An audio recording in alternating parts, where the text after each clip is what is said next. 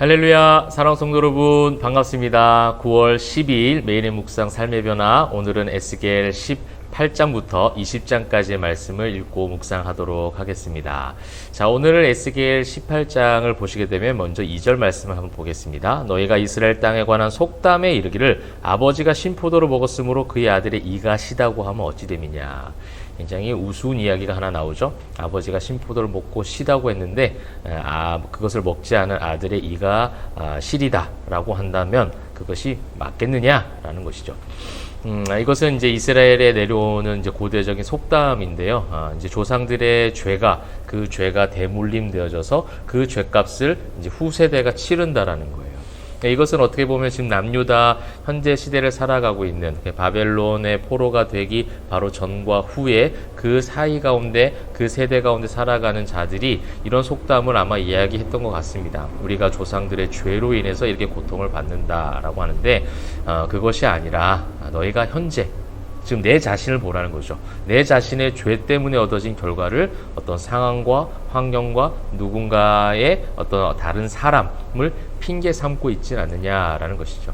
거기에 대한 이제 비유 말씀을 주시는 거예요. 그래서 아버지가 죄를 짓고 잘못했지만 그 외에 아들이 의로운 생활을 했다면 그 아들은 아버지의 죄악으로 죽지 아니하고 반드시 살 것이다라는 말씀을 이제 17절 말씀을 통해서 주시는 거예요. 근데 18절 그의 아버지는 심히 포악하여 그 죄악으로 죽을 것이다. 그래서 아버지는 아버지의 죄악으로 죽는 것이고 아들이 만약에 의롭게 살았다면 그 죄가 되물림되지 않는다라는 겁니다.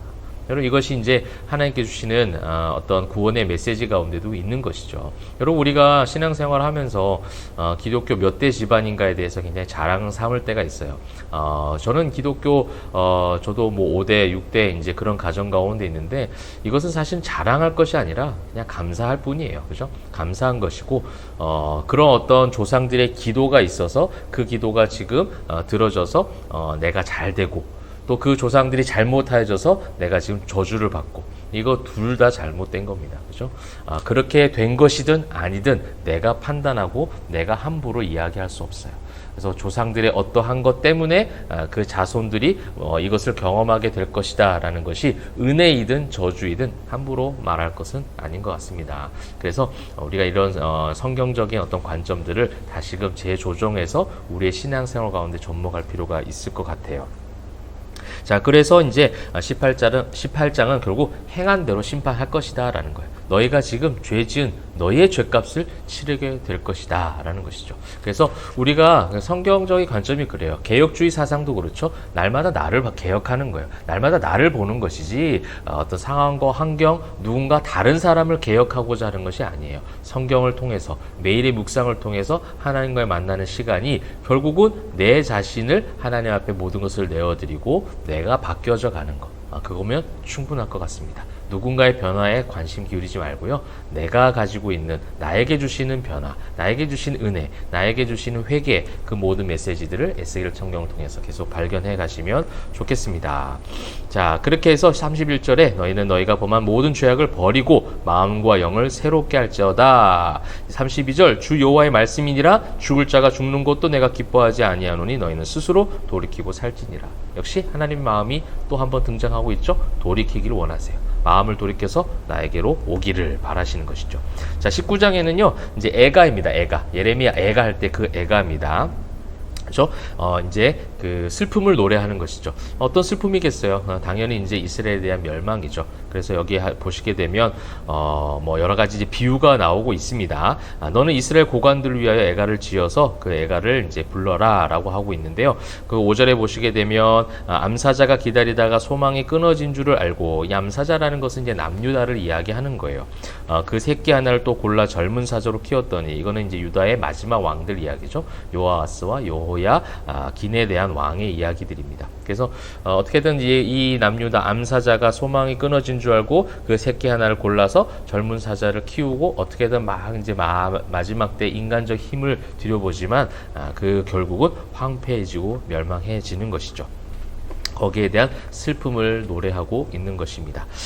그 다음에 이제 20장이 참 중요한 부분일 것 같아요. 20장은 결국은 하나님께서 회복시키시고자 하는 장면인데 1절에 보시게 되면 일곱째 해 다섯째 달 열째 날에 이스라엘 장로 여러 사람이 여호와께 물으려고 와서 내 앞에 앉으니 여호와의 말씀이 내게 임하여 이르시되. 이제 어떻게 하면 되겠는가, 왜 우리가 이렇게 되었는가, 이제 어쩌면 좋은가에 대한 그런 궁금증들이 많이 있었겠죠. 그런 가운데 하나님의 말씀이 임하는데요. 결국 이제 하나님께서 애굽에, 하나님이 이 성경을 통해서 자주 보여주시는 장면인 것 같아요.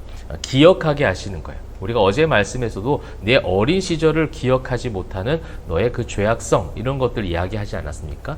그럼에도 불구하고 지금 하나님이 20장에서 뭘 하고 있는 거예요? 너희는 지금 애굽 땅에서 출애굽할 당시에 나에게 받았던 은혜, 그런데 그 은혜 가운데서도 광야에서 우상을 숭배하던 때, 그 다음에 그 모든 광야 생활을 끝나고 가나안 땅에 들어갔는데 가나안 땅에 들어가서도 여전히 이방 문화들을 따라가서 그런 아들들을 불 가운데 지나가게 하고, 그런 여러 가지 그런 어떤 죄악들, 우상 숭배했던 이방 신들을 따라갔던 문화들이 지금 이 에스겔 시대까지 계속해서 오고 있다라는 거예요.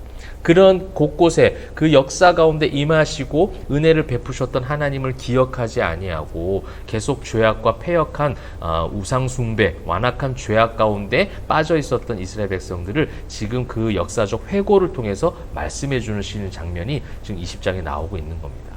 여러분, 하나님은 이 모든 것을 기억하고 계세요. 근데 이 기억하고 계시는 건 너의 그 죄값을 넌 치르도록 너의 그 죄의 목록들을 내가 기억하고 있어. 그래서 내가 다 갚아줄 거야 라는 것이 아니라 그 죄에 대한 갚음은 있으세요. 죄를 해결하시기 위하신 것이 또 하나님의 계획 가운데 있거든요. 그래서 죄를 뽑으시는 거예요. 죄를 다 허물어뜨리십니다. 죄 때문에 흩어버리신 거예요. 그렇지만 그것으로 끝나는 것이 아니라 다시 한번 심으시고 다시 한번 세우시고 다시 한번 모으시는 하나님의 구원 계획, 구원의 역사가 지금 진행 중에 있다라는 겁니다.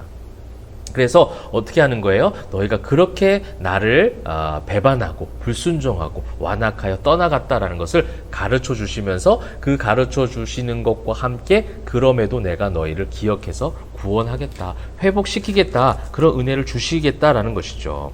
그래서 여러분, 여기 에스겔에 이제 중요한 또 주제들이 나옵니다. 41절 보실까요? 내가 너희를 인도하여 여러 나라 가운데에서 나오게 하고 너희가 흩어진 여러 민족 가운데서 모아낼 때에 내가 너희를 향기로 받고 내가 또 너희로 말미암아 내 거룩함을 여러 나라의 목전에서 나타낼 것이며, 42절 너희는 내가 여호와인 줄 알고, 너희가 여호와인 줄 알게 되는 그때가 구원의 때라는 거예요.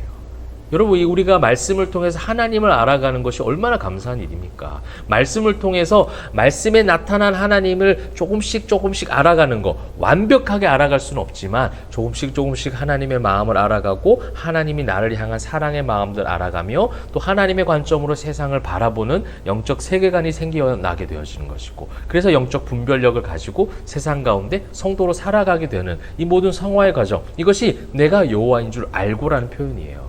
그렇게 알도록 하나님께서 은혜를 베푸시고 그들을 모으시겠다는 거예요. 여러 민족 가운데 흩어지게 하시겠지만 다시 한번 모으셔서 구원을 베푸시겠다.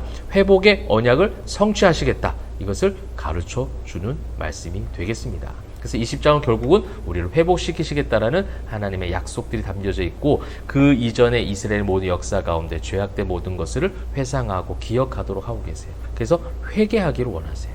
여러분, 에스겔 성경 우리가 집중적으로 회개하는 기간이 되길 소망합니다. 여러분과 하나님과의 만남 속에서 회개가 이루어지면 좋겠어요.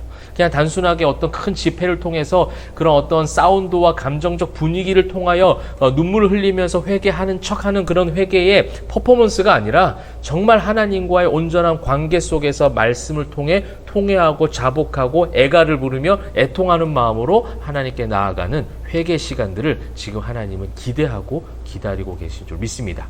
우리 포여머교회 성도님들, 또 영상을 시청하고 말씀이 있는 우리 많은 성도님들, 이 에스겔 성경을 읽으면서 강력한 하나님의 그 책망의 메시지 가운데 그것이 나에게 주신 말씀이다라고 진실된 마음으로 받으시고 신실한 모습으로 하나님 앞에 나아갈 때에 다시 한번 회복해 주시고 또 모으시고 다시 세워주시고 또 은혜를 베푸시는 그 하나님의 사랑 가운데 거하는 저와 여러분 되시기를 소망합니다. 그 은혜로, 그 사랑으로 오늘 하루도 힘내시고 또 화이팅 하시기를 주님의 이름으로 축복합니다. 기도하겠습니다. 사랑과 은혜가 풍성하신 하나님, 우리에게 회개의 영을 부어 주시옵소서. 회개하고 통회하고 자복하는 마음으로 주님 앞에 나아갈 때에 애통하는 자 복이 있다고 말씀하신 것처럼 복된 오늘 하루가 될 수 있도록, 승리하는 오늘 하루가 될 수 있도록 인도하여 주시옵소서. 감사와 찬송 영광 올려드리며 살아계신 예수 그리스도의 이름으로 기도합니다. 아멘.